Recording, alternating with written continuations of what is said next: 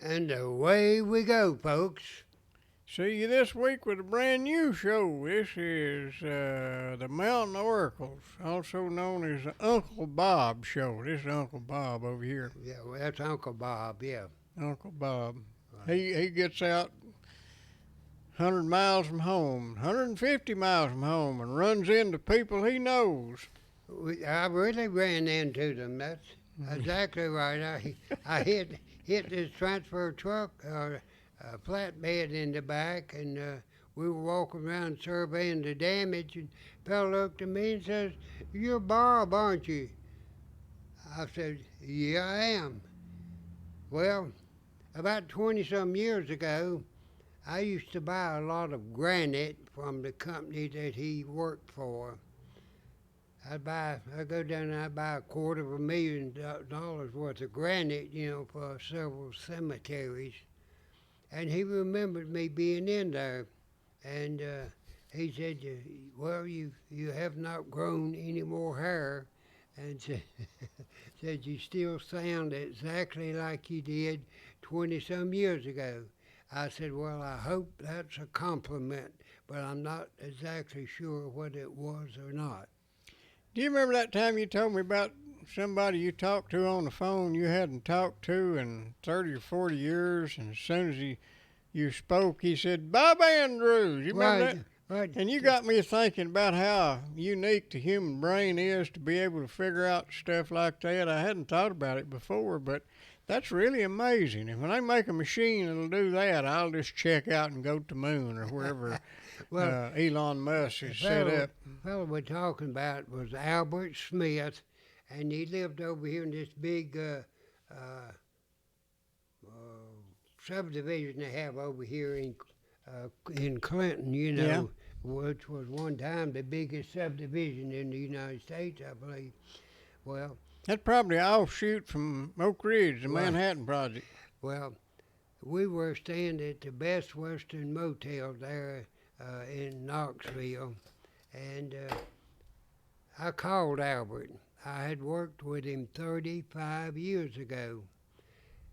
He answered the phone. He said, "Hello." I said, "Albert Smith, how are you?" He said, "Bob Andrews, how are you?"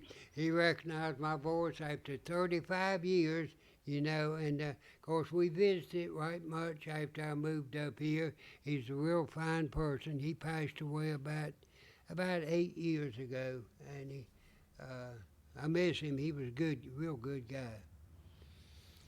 Well, it's amazing that we can do what we do. I don't know. Um, this this whole thing about replacing humans with machines is going to take a little while. I'll get my specs on here and see what I'm supposed to talk about. What do you think about all these monuments they're tearing down, Bob? Always what? All these monuments they're tearing down? Well, it reminds me a little. Yeah, I'm sorry. It reminds me a little bit of what has gone on over in Afghanistan Yeah. when the Taliban come in there and started trying to rewrite history, tearing up all the Muslim statues, the Buddhist statues, and everything that had been there for centuries. And here in this country, the way I look at it, if you don't know what happened in the past, you're very likely to make the same mistakes in the future. So I think it's very important that we have these statues. It may not be, some of them may not deserve the prominence that they give them, where they got them and that sort of thing, but all of these people played an important part in the history of our country and helped us to be where we are today. And we may not be where we want to be, but at least we're heading in the right direction, I hope. I go a pretty good ways back. I had a guy the other day, he's a black guy. I was in line in Walmart, and my bill come to something, had 32 cents was what I needed, and I had a pocket full of change, and before I could get it out, this a black guy reached over and put 32 cents on the counter there. And I told him, I said, I appreciate that. I don't really need it. I said, let me give it back to you. He said, no, you keep that. I took him over there to one side. I said, the 32 cents you just gave me, you just gave to a man, the only man you will ever meet in your lifetime, that sat in with the original 4 people at the Walmart sit-in in 1960 in Greensboro, North Carolina, which I did. And I knew all those boys. They were students at A&T College. I remember about 3 of them's names. I'm trying to, I don't know what I got the 4th one right or not, but I know there was a Smith, McNeil, Henderson, and I think the 4th one was a McDaniels. I don't know what that. We can Google and find out what it was. But they sat in there at Walmart counter. Wasn't Walmart, it was, Pardon? wasn't Walmart. No, not Walmart. Woolworths, excuse Woolworths. me. Woolworths. And I got up there like about 3:30 in the afternoon, and my wife didn't get off of work till about 5. So all I did was just hang out there on that block where Woolworths was. Belts department store was across the street. The Bank of Greensboro was catty corner, and the Jefferson Standard Building, which was the tallest building in the city, was on the other corner. You know Jefferson owned slaves. Huh? Jefferson owned slaves. Really? Yeah, Jefferson building something you said there. We can't have that. And by the way, we're already blacklisted because you said you knew them boys, and that's supposed to be derogatory or something. We've got these speech police. You can't say that. Don't make any difference what color they was. If they wasn't all white, you can't call them boys if they're just 12 years old. I don't care what I can or not, but I was about the same age as Boy, they they'll were. tear your statue down. I wasn't, but maybe 3 or 4 years older than them, and I consider all of us boys at that time. I didn't think any of us were men. I thought all of us were boys. And Jesse Jackson was there. Now, Jesse did not come over and sit in with them. He was a student at A&T College, and he didn't come over and sit in with those boys. What's the A&T? Huh? A&T. That was the Yeah, Agricultural and Technical College of the University of North Carolina. Okay. And Jesse Jackson went to school there. He came there on a baseball scholarship, but he decided to make more money preaching.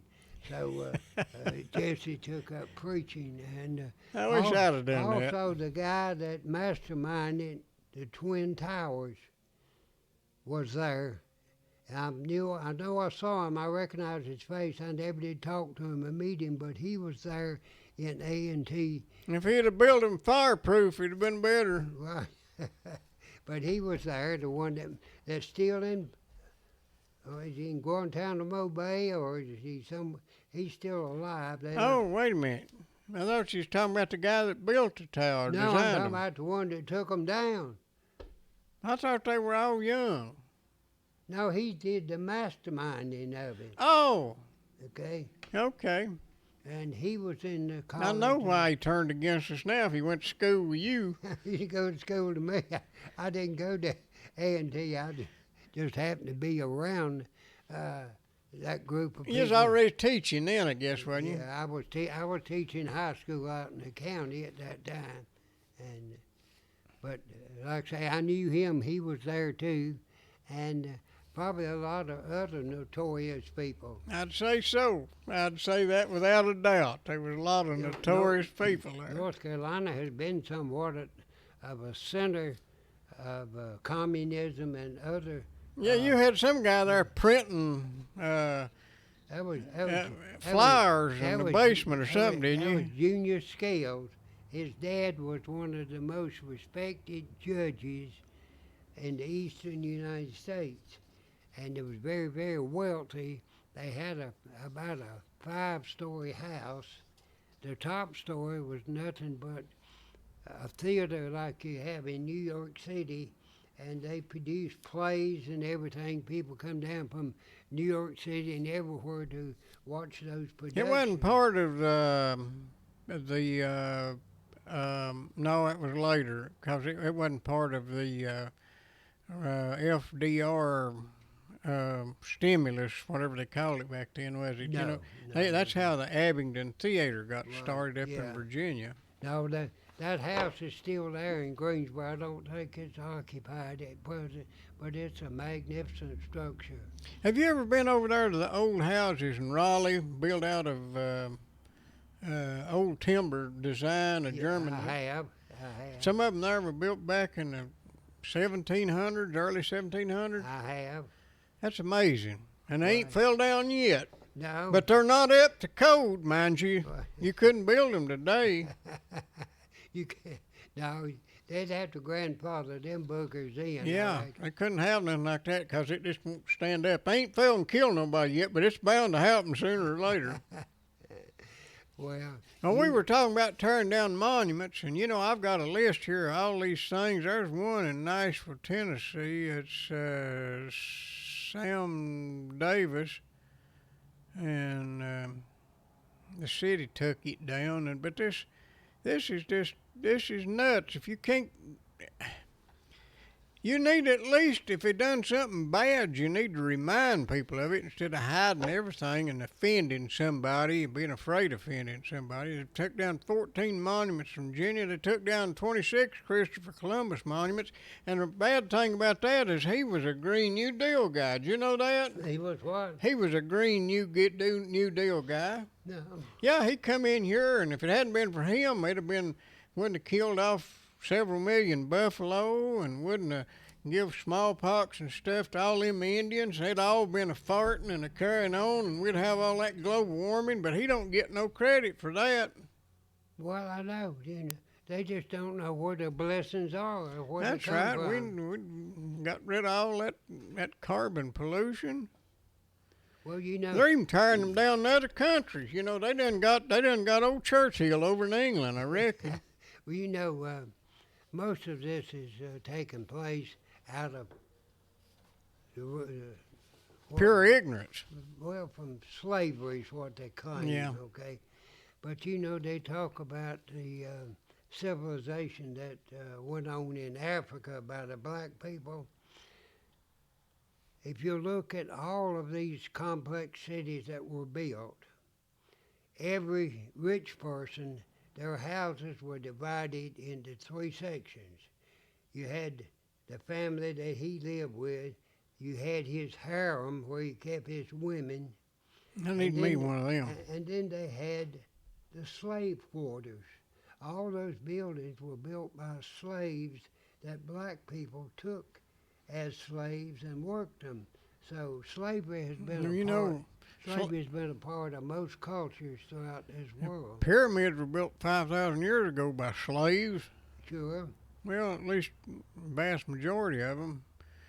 But this is all. This is not about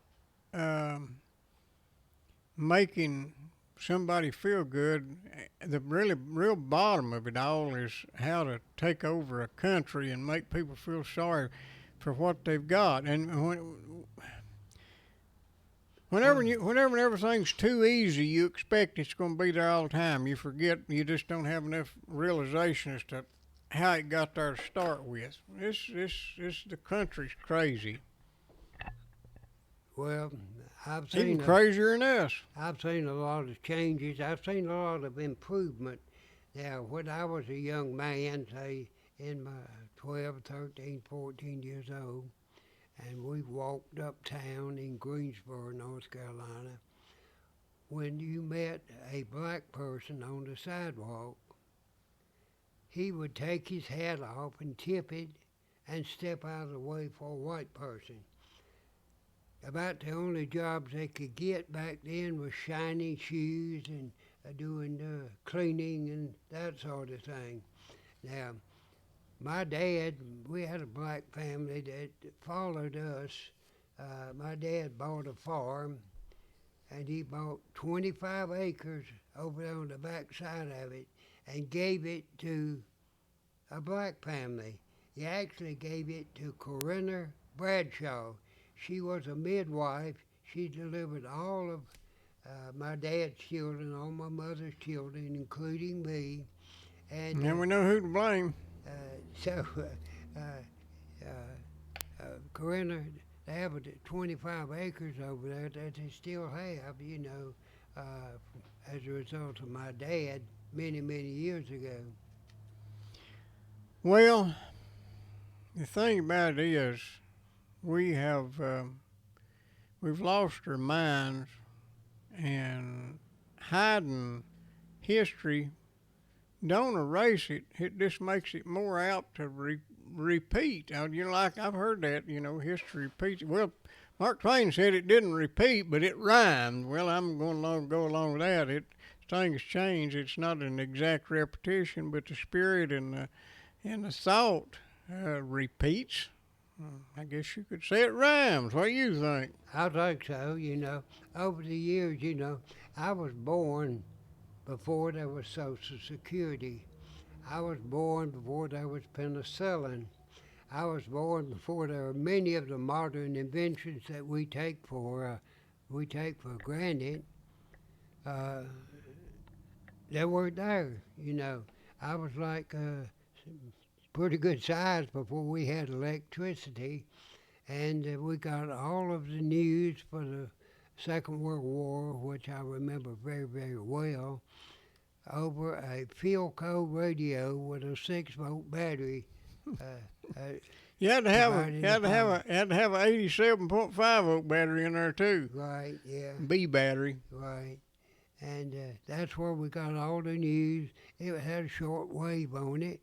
We would pick up Winston Churchill's speeches.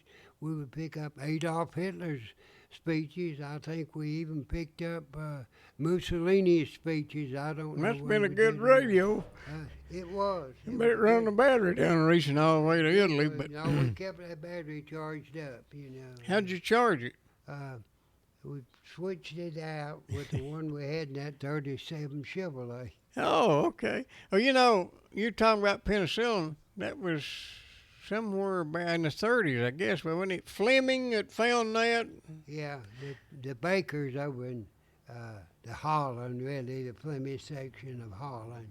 Well, I'll tell you, my daddy's brother, he had one full brother, and then my grandmother died, and then he had a half brother, and I guess 4 half sisters later on. But his one full brother, who was actually the oldest youngin' in the family, he was a couple of years older than my daddy, but they got some firecrackers when they was kids. They lived in a coal camp down there at Briceville, and they was shooting firecrackers, and my uncle was he had a cigarette. He probably smoked. He's probably 14 years old or 13 or something, but, he was holding that cigarette between his fingers, and he was lighting these firecracker fuses, and one of them spewed and burned a blister on his finger, and he got blood poisoning.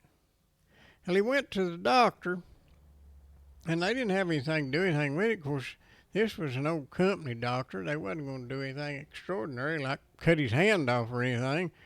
So the doctor said, "Son, there ain't nothing I can do for you. You're going to die. Pop said he had these red streaks running up his arm, and he told the boy he's going to die. There wasn't nothing he could do for him. Well, that's something pretty cruel to tell a kid, but that's the way it was back then. Pop said him and my uncle was walking up the railroad track, going home so Rob could die. That's my uncle. And he's holding his hand kind of funny, and this old man said, "What's the matter with your hand, son?" He said, I got blood poisoning. The doctor said I was going to die. And the old man said, "Well, that's foolishness. Let me look at it." So he did, and he said, "Well, that's crazy. Tell you what you do. You go get some Epsom salts. Go over to the commissary and get you a box of Epsom salts." And he said, "You heat you some water, and as hot as you can stand it, you put that Epsom salts in there just as thick as you can till it quits melting." And he said, "You keep that water hot all night." And he said, "You keep your hand in there, and you hold that hold that hand down in that Epsom salts. Now, you'll be all right tomorrow. Well, of course, there's a little hope, and they was tickled to death just to give it a try. It wasn't like the doctor just told him he was going to die. So he done that, and next morning the red streaks is gone, and he got over it and lived. Epsom salts is still a staple in my medical kit at home. I can tell. The only thing I've heard, it makes your hair fall out. Well, maybe that's what it is, but we use Epsom salts if we get, say we get a cut or something. The first thing I do is soak it in Epsom salts water. We used to use kerosene. We used to use kerosene. We used to use kerosene too when we didn't have any Epsom salts. Them old remedies, some of them were. My grandpa, my daddy's daddy, he was a young man, and he had kidney stones. And of course, what do you do back then? You just suffer through it. But this old man told him, he said, you get you some pine tar. That would be the sap from a pine tree. He said, you get you a cup and you get you about half full of pine tar, and he said you pour water on it. And he said every time you get a drink of water and drink as much as you can stand, you drink that water that's been sitting on that pine tar, and when, keep the glass full or cup full and drink it. And that'll take care of that. Well, I don't know whether he had kidney stones or what was going on, but he done that. And he lived to be almost 96 and was never bothered with kidney stones again. Now, if you want to make a pill out of this and patent it and go through all the process, because you're going to have a lot of complications, we only want about 25%. Yeah, I'm well familiar with poultices and all the stuff that we used to use. My mother had some kidney problems, and she would drink celery tea. She would make a tea out of celery. Well, I've heard of worse stuff. Okay, but that's Probably what drunk she would it. use. That's what she would use for kidneys. Who was this? My mother. Okay. She lived to be almost, 95 or something? She's 91. Oh, okay, poor And she thing. had 8 children, and she broke her hip when she was 72 years old, and she walked on a crutch for 18, almost 19 years. But she Yep. kept going, didn't she? Never took a pain pill. That's a blessing right there. Well, it says in this paper I got here that Jeffrey Epstein's, let me get this right, Jeffrey Epstein's associate, Ghislaine, I guess, no, Ghislaine Maxwell, was arrested by the FBI, and she was charged with conspiring to Epstein abuse underage girls. She was accused of, or is accused of grooming 3 girls in the 1990s. Her father happens to be the media mogul Robert Maxwell, who had known links to the Israeli intelligence service Mossad. I don't know how that fits in there, but makes sense. Epstein, I'm assuming, was Jewish. But my question is, Bob, you thinking she'll choke herself to death with a sheet while she's in jail? Might even get a little encouragement, Bobby had a little help. Epstein got killed also, did he not? Well, no, he managed to hang himself laying on the floor. Yeah. That's hard to do. Yeah. Well, you'd be surprised how much intrigue and corruption and everything that goes on among the upper class there in New York City, Chicago, well, even around here, I just noticed that one of our illustrious leaders, who himself had been arrested a couple of times, that his son-in-law was arrested for being a big-time drug dealer. So He wasn't a disbarred county executive, was he, or who? I'll take you. I could didn't say know so. about that. Yeah, his son-in-law, which everybody that I talked to knew was involved in the drug trade, he got arrested about 2 weeks ago. Well, that's a shame. You know, this war on drugs is getting all the wrong people. But I'm more concerned about this woman. I want to make sure everybody don't go to sleep one night and give her the opportunity to hang herself, because she probably knows some dirt that a lot of people wouldn't want out.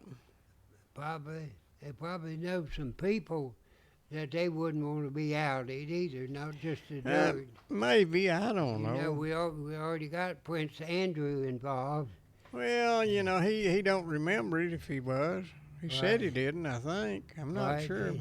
And you had Bill Clinton kind of snooping around that area, and He was not a snooping, he was a sniffing. yeah, probably was sniffing, yeah, and so you don't ever know what's gonna come out, you know. Well, I've got another thing here. I didn't come up with this on my own. This was kind of a little research. Our cousin Elmer does a little this research during the day, and I suggested that he find us a few talking topics, because we know everything. We don't have to read up on it. Just hit us with something and we'll be experts in it. But it says here that, and I don't know the facts about this, it says the Federal Reserve was bailing out Warren Buffett. It's not Buffet, is it? It's Buffett. Warren Buffett. Coca-Cola, Walmart, and McDonald's. The Fed bought $428 million in bad debt assets in first wave of corporate bond buying. You mean Buffett and them bought those bad? No, they got them bought because there wasn't no count, and they got bailed out. Oh, well, you know them boys. You don't. And wanna, we bitch about them building a park out here and wasting $500,000. Right. Well, you don't want them boys to go hungry. You know. Gotta give them enough money where they can survive. Yeah, you don't want nobody. I mean, they're too big to fail. Why?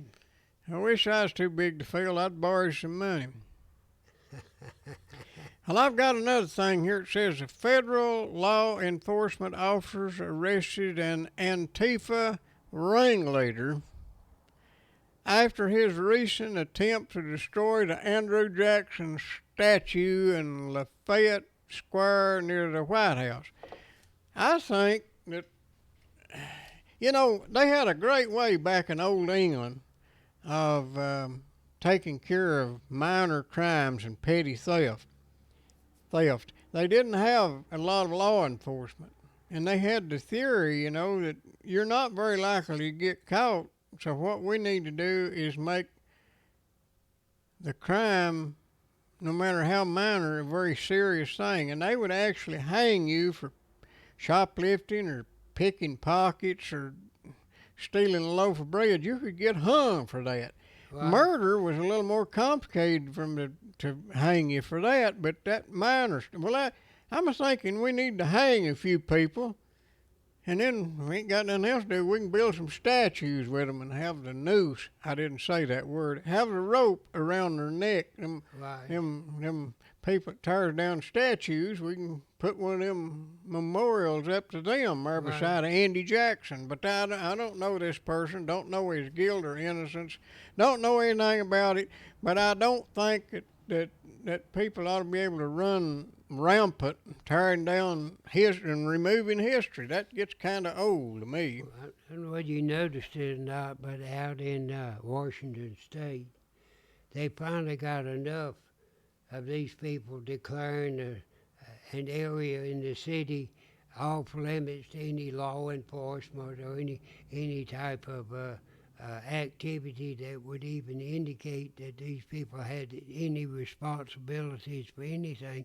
So I noticed last night they went in there and cleaned that bunch out. Well, the problem was they went to shooting each other, and they'd had 2 or 3 murders, and they was afraid that new country was going to run out of citizens, and they had to do away with it. Well, I don't know. You take all this If it'd been Chicago, they'd all been wiped out in a couple of nights. all this protest, that's what I was getting at. In Chicago, it's black on black crimes that are far exceed anything you see on television. That murder rate up there, just that one city, exceeds what went on in Iraq and Afghanistan. Oh yeah, they kill a lot more there, and like I say, it's black on black crimes, and you know, I just think they need to realize that black people aren't the only people in this country that can be victims, you know. But they play the victim part real well, and it just don't work on me. Well, McDonald's with this here bailout. I don't know the details of that. First I'd heard of it, but they got a Twitter account that is promoting black transgender activists, and they're taking federal money to keep the business going. I don't pay much in income tax anymore, but I pay some. I don't want mine going to just anybody, but I guess I don't have a lot of say over that. Well, you know yourself that the only thing you really ever appreciate is what you work for. And all this money that's being sent out as stimulus checks, I'm going to make a bet that over 75% of the stimulus money that came into this town was spent on drugs. Well, drug dealers got to make a living too. Well, I understand that, but you know, if you had to choose, Well, the rest of it was spent on Mountain Dew. if you had to, well, Mountain Dew is just, you can tell when somebody's been on drugs, they're always on Mountain Dew. So, I don't know whether I go along with that or not. Yeah. That's Bob. I didn't say that. I did. Time you get a lawsuit against him through court, he'd be dead anyway. Another 15, 20 years, he's done. I'll be honest with you, I drank practically no carbonated water. I hardly ever drank a soft drink. I drank water, I drank juice, I drank... That Mater juice got you one day, didn't it? What? Mater juice. At V8. Yeah, okay. Yeah, but... You don't want to leave it sitting on the counter for 2 weeks and then shake up the drugs, the dregs, No, before you eat it. I Drink came it. to about 2 o'clock one morning. I got down to the refrigerator Yeah. and took a big drink of that, and it wasn't but just a few hours. I was in serious pain. Yeah, I've been there. You Yeah. ended up in the hospital, didn't you? Yeah, that's. I've been in the hospital twice. 1957 for appendectomy, and this was like about 2005, 2006. I was in for food poisoning. What about your brain surgery? Well, it was a failure. I thought it might have been. They was going to do a brain transplant, but they couldn't find a donor. Well, I couldn't get Jethro from. Bodine. Yeah, I couldn't get Jethro Yeah. Bodine to perform it. Well, what do you want to talk about, Bob? I'm run down. I'll go as long as you want to go on what you want to talk about. You know, I don't know really. You know,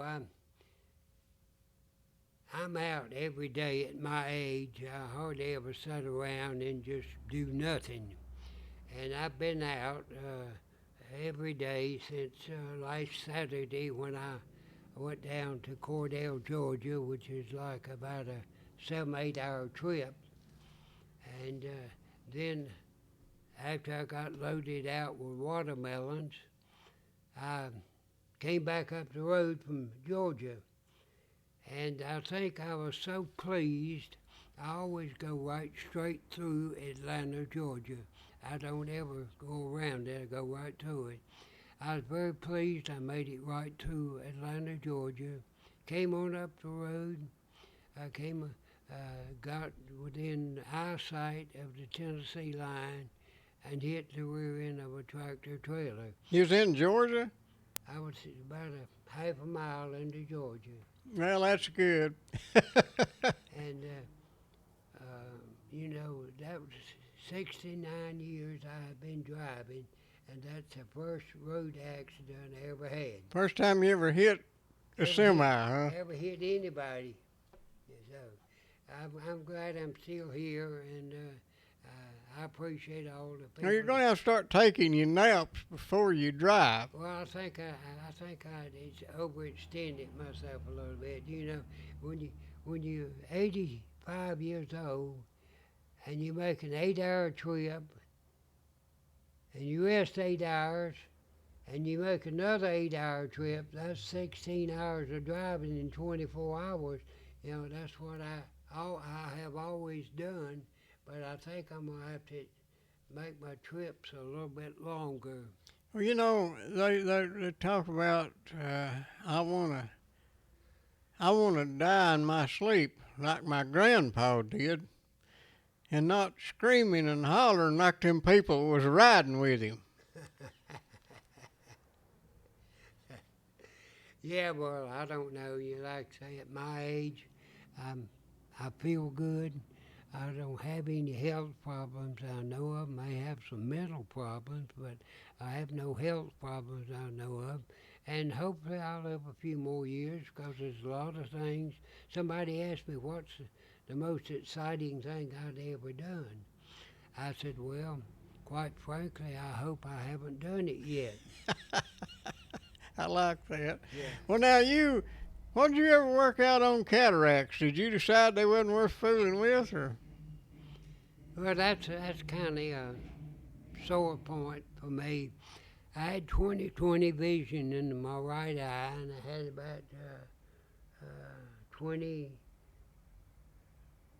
30, 40 in the other one. They said I had cataracts that need to be removed. So we go over there, and they operate on my good eye first, the one that had 20/20 vision. And they put another lens in. I come out, I couldn't see as good as I could before I went in there. So I went back to the eye doctor. They said, oh, we can fit you with some glasses and correct that. I said, well, what did I have all that surgery for on my eye for if you're going to have to use glasses to start with? I said, why didn't you just put glasses on the other one? I had one that was 20/20. Well, I know why. See, the operation to remove the cataract is over $6,000. Yeah. And it's paid for by insurance. So that's why they were looking for that $6,000 more than they were good eyesight. But we got somebody out there with a good motor. I hear it running. Right. But you know, I had cataract surgery, and I was blind. They fixed me. They tore you up, but they Right. fixed me. Oh, I still have pretty good vision, you know. I've noticed that. You just can't see the back of a semi. Everything else works good. No, I saw the back of that truck just didn't want to stop. You got a real good look at it, do you?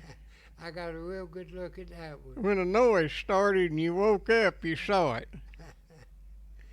Yeah, she just didn't want to stop as quick as she needed Well, to. by gosh, you had a truckload of watermelons and a house behind you. I had about 20-some thousand pounds of watermelons on that truck. Anybody needs a watermelon, you know, just leave an email. We'll mail you one or something. It'll get there quicker than it would from China. Right. Price is right, we'll bring it to you. Right, we'll deliver. What else, Bob? Are we done, or you got I something? think we're about done. I'm pretty well tuckered out. I worked outside right much today. I think I drank about 4 or 5 bottles of water, you know. If you put a little of that there brew in there. Well, that would have helped, yeah. Yeah, well, happy trails, folks. Right, Glad see ya, you. folks. We'll If you see you if you next still week. here, we're sure glad you stuck around. Right. Thank you. We'll see you next week.